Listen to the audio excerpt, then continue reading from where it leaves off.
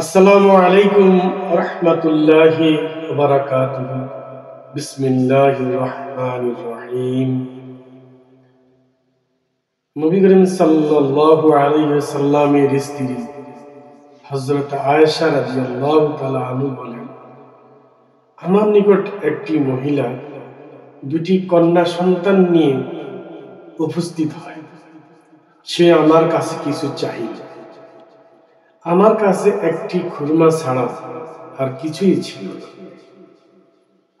আমি তাহাকে এই খুরমাটি দিয়ে দিলাম।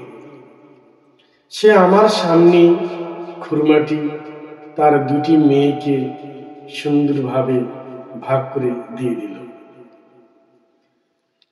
কিছুক্ষণ পর সে আমার নিকট থেকে উঠে গিয়েছে এবং চলে গেল।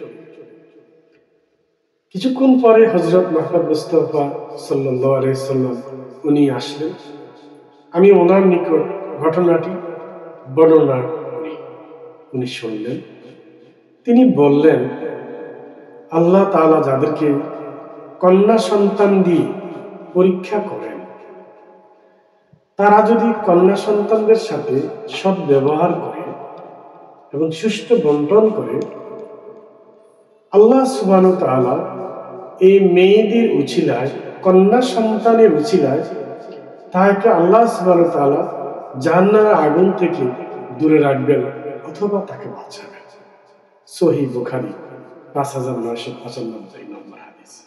আসসালামু আলাইকুম ওয়া রাহমাতুল্লাহি ওয়া বারাকাতুহু।